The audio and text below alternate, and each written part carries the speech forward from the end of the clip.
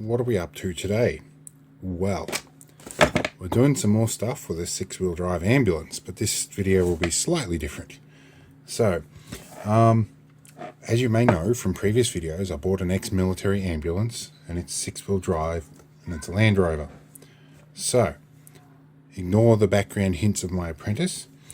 Now, I get a lot of stuff for this from my local J-Car store, and the bloke selling these actually wanted my feedback on these. So we're going to be probably a little bit more about this LCD meter this time than the ambulance, but we're going to install this in the ambulance. So I'm going to go over what you get and what the part number is. I'll look up the J-Car part number. Now, I'm not sure what the part number of this particular one is, but the predecessor to this was the QP2322. I think this says a HU6677B, but I don't know if that's the J-Car number. We'll find out anyway. These go for about 60 bucks, and they come with the shunt and all associated wiring, the meter itself, and some of this stuff here. So you have your wiring here. It's a negative side shunt. The shunt on this actually looks kind of beefy. I've seen other shunts before not quite made this way. So get this out. So it's a 3-rail shunt. They've got the calibration slots in there. I'm used to ones being considerably beefier than this, but in a single row. So anyway, we also got ourselves a big piece of heat shrink and a negative rail bar. That'll be important later on. We've got our connecting wires, which I'll probably use for testing here, but I will probably attach my own longer ones when I actually mount it in situ. So the purpose of the shunt here, if to the uninitiated, is to create a slight voltage differential across those, or a voltage drop. And here it actually states that this is a 75 millivolt one. That's important so that you get the correct reading on this. So if you do use a different shunt, make sure it's a 75 millivolt one, good up to 300 amps. What this meter will do is determine how much current is going across there by the voltage generated according to the drop across them, or the differential. So yeah, let's get this hooked up and testing. Now, it's important to note on the back here, you can power the meter from its own supply if you're going to measure volts below 8 volts. In this case, it's going into a 24 volt system, so it can power itself straight off the battery. That won't be an issue. Let's get our wires poked into it. The wire connections in this are just a push type connection. So we're going to go into our negative here, and we just push in. They're a little sprung connection. So if you push in firmly enough, which that tinned wire is not really strong enough to do, they will retain the wire. And you simply take this little lever and push backwards with something to release that. It's a spring. Okay, so the first complaint I've got about this is the supplied wire is not of a thick enough grade to actually push into these connectors. You can push it all you want and it's just going to bend and come out. So none of that cabling is at all useful. I got lucky and got that one in there on camera, so we're going to have to improvise. Alright, so I'm going to use these little stainless test probes to connect where we need to be. You'll probably note that the positive connection is a little far over there. It's right up against the casing, but it's plastic, that doesn't matter. Now that we've pushed them in, they're in quite firmly. Now we need the shunt connection, so I'll find another bit of wire to actually hook that up. So for the shunt connection, I'm using a hunk of speaker cable here. What have we got? This is 20 gauge. Apparently my dinner's ready too. So we'll do this after dinner. Well, dinner's done for, and I'm going to take about 1.5 meters cable on here and trim it off with some flush cutters, which I cut too deep on. Alright. And of course I've lifted the cable reel and everything has flown off the desk with it. Right, get rid of the cable. Now I'll trim this out and tin the ends, and we'll go from there. Alright, we've got some this extra wire here tinned, and we're going to cram that in two of these slots here. So that is now the blue slot, and it's still going to experience that issue with the wire bending. So we're going to use a pair of pliers to try and get it in there a little more effectively. That is much better. And our second wire is going to do the same trick. I'll hold it up right near the base of where we've tinned and insert that in here. Alrighty. Right, so we're going to have a look at what we have in here. Our trace wire is in the yellow slot. That's important to know because of which side of the load that's on. If you get these backwards, won't register, or it'll register negative current. We don't really want that. Alright, I'm going to do a dodgy trick instead of putting terminals on this end, so we'll see that in a moment. Right, we've got to fit this wire under these little baby screw terminals here, and we don't want to use an actual terminal. So I'm going to roll this around and get it to about the right size, and we're going to solder it like that, hoping that that's about the right diameter for the screw. We will check that before we solder it, but we'll wrap you around here again, and we'll go like that, and we'll solder those guys in situ. Screw diameter, make sure that it fits through the proposed hole that we're about to make permanent. Not quite, but it will thread in there. That's okay. Should be right. A bit hard with a washer in the way. Check our other one here. Should make the grade. Okay, we'll turn on our extraction fan, which, in case you're looking at, is a fan up there. It vents all my solder fumes out the window, not into my face, and not depositing lead in my lungs, because this is 60/40 tin lead solder. Alright, tin this whole guy here. Tin you guys starting at the knot to get it nice and hot, and just bead that around there. A little bit on the other side here. Rightio. Clean the tip of the iron in some steel wool, and there we go. Outlet fan off. We'll grab a blob of blue tack to keep things sitting where we want them. And we'll come back a little bit here so you can see what I'm doing.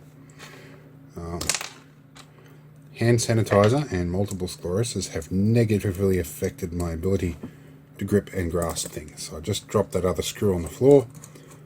Get one of these guys in first, and then we'll locate the one on the floor.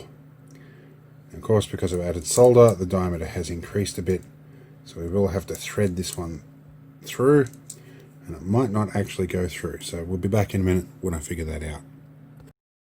Alright, for this next bit, we need a permanent marker. So we are looking at the yellow wire here, which is on our trace.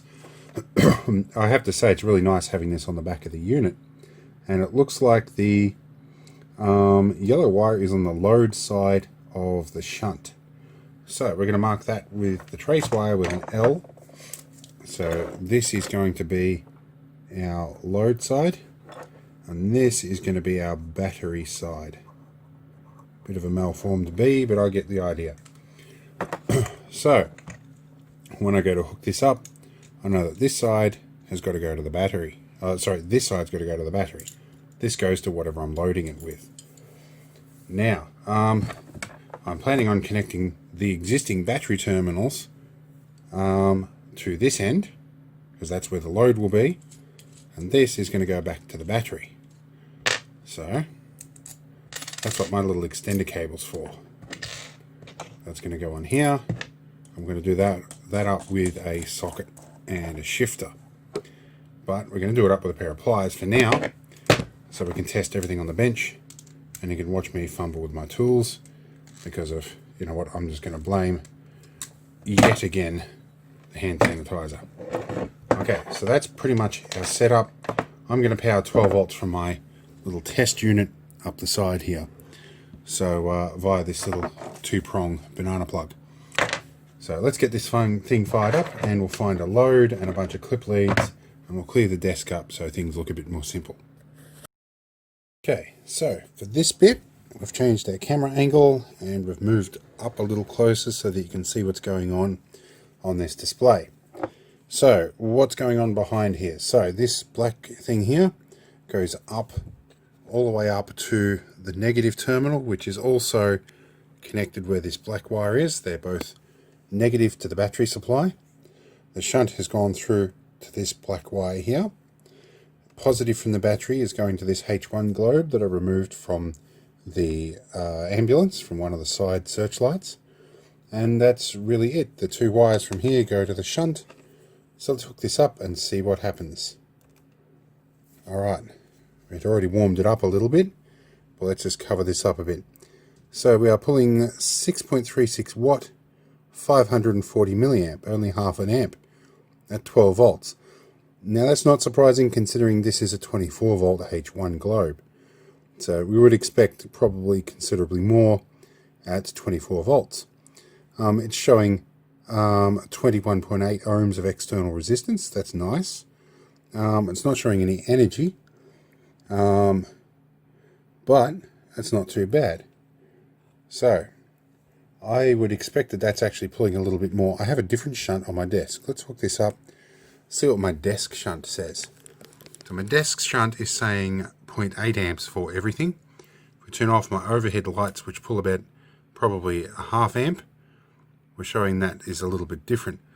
But that's running a much bigger shunt because I run half the house off it. So far this looks like it's going to work quite well. And it's also showing a milliamp hours in capacity as well. So it's not too bad. And the resistance is changing as the globe warms up a little bit. So I'm happy with that. Oh, it's telling me runtime too. That's all nifty stuff to know. Alright, so now we've got to do a bit of thinking and figure out how to implement this in the ambulance. So let's do that and we'll be back. Alright, so a lot has happened since the last take, and I'll show you where we're at. So we're inside the ambulance, which still looks like a bomb's hit it because we're working on it. We've taken, on the passenger side, we've taken this panel off and disconnected the two oxygen outlets, which come from that. We've disconnected them, we've pulled the panel off. I've cut a hole and made a nice pretty facade, which is a bit big, that covers up all my mistakes. You can probably hear the fan in the background.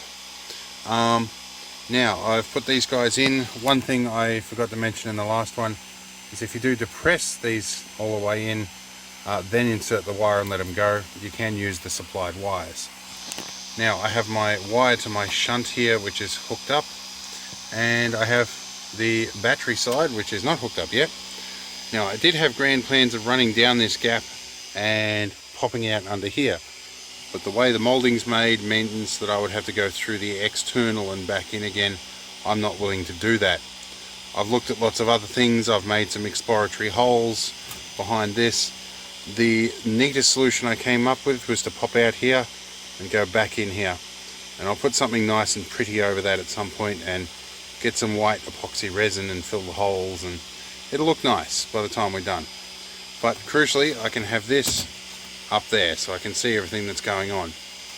So what's left now is to hook these up, hook the power wire up to the bus bars and get underneath and hook up the shunt and put the heat shrink on and all that stuff. So we'll go and do that and we'll show you the results. Alright, we've snuck over to the battery bay, and before we connect things, we're going to show you how things are. We have our main fuse, which is connected purely to everything on this side, so anything in here is all connected through these guys, with the exception of the 24 to 12 volt converter, and that is going through the main isolation or the main breaker behind the passenger seat. We're going to take all of these off, bolt them onto the end of this, then bolt this bit onto the battery. That way anything coming and going from the battery has to go through this shunt. This shunt will happily take 100 amps, which if we're pulling 250 amps, it's going to blow that fuse. This is a 300 amp shunt, so and I think that's about a 1000 amp cable. It should be alright. Once that's done, we're going to put a bit of this over it and shrink it on. So let's carry on. Alright, we're connected. This heat shrink stuff doesn't look pretty. It's the only stuff I could get in that right size, and I haven't fully shrunk it. And as I was warned, this stuff is very easy to melt through. So I'm not going to fully shrink it. It's in a state where it's certainly not going to move anywhere. I'm going to add some gaffer tape as an additional layer of insulation on here, just to help. And then all of that is going to get convinced after I chop some zip ties to piss off up under there. So let's get that happening.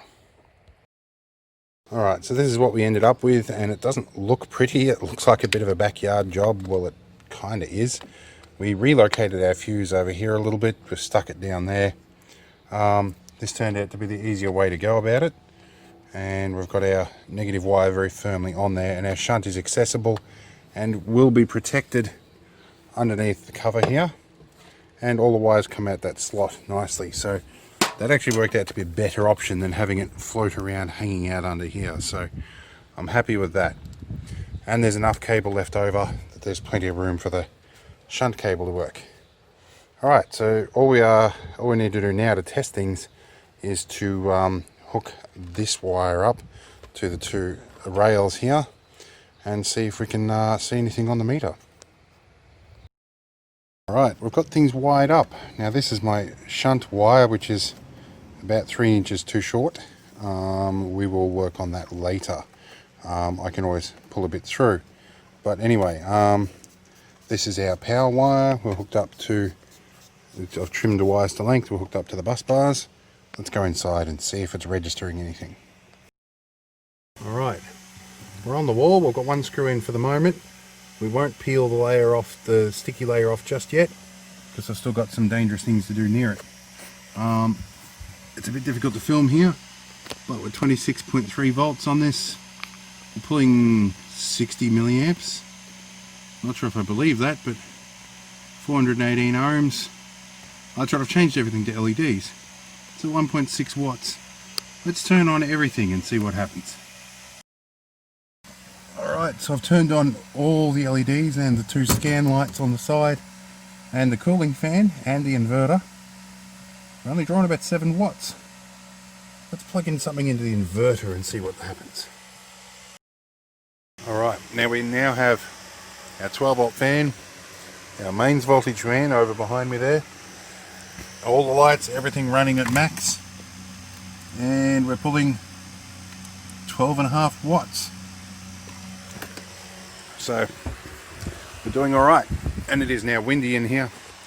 We have to do something about this vinyl eventually. That'll get done. But yes, it's windy and yes, it's working. So I think I might take myself a little bit of a snack break here and put some screws in and put the oxygen things back on.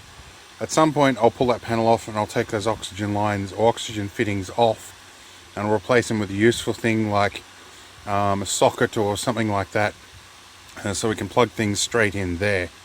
But for the moment I've done about what I can do in a day, so I'm just going to screw it back on and we'll be done with that. One little factor I forgot to mention here, the way I've set this up, we are actually, the solar panel will offset what goes across that shunt. So that's only representative about what we're pulling off the batteries.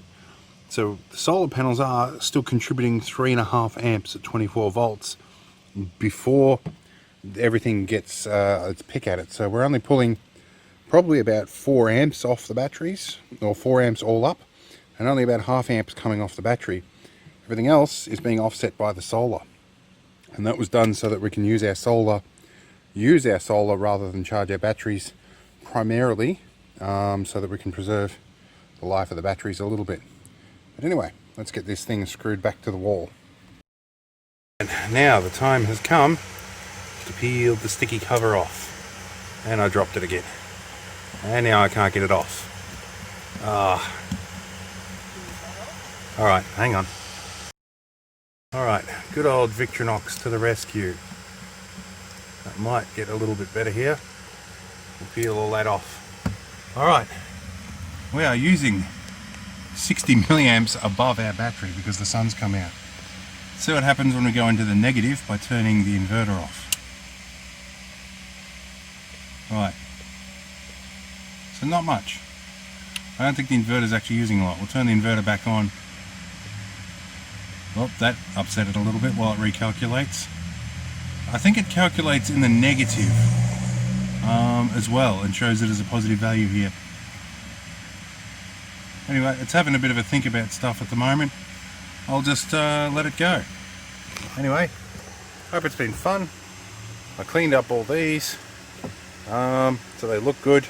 They're not yellow anymore, they're actually meant to be white. So yeah, we'll continue with the upgrades in the ambulance. But this one's hopefully useful to you. We'll see you in the next one.